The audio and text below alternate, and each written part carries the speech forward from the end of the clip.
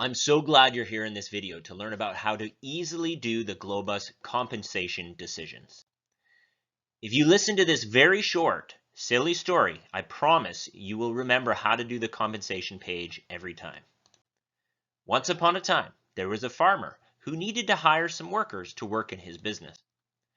To help all of his workers to work harder and be more productive, he paid them all a bonus pile of manure as an assembly quality incentive, as an attendance bonus, and as part of a fringe benefits package.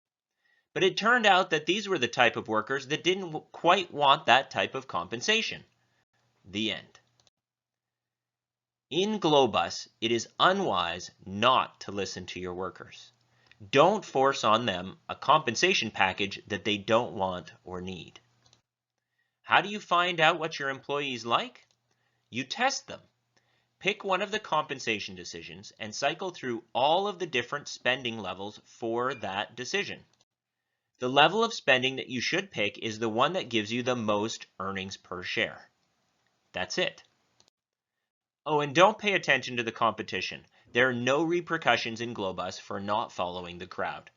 The industry average compensation from the industry competition is full of.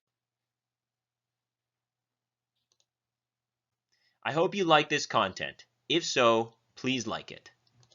If you want the free Glo-Bus forecasting sheet to easily and correctly fill in those pesky red numbers at the bottom of the marketing pages, subscribe and then hit the link in the description.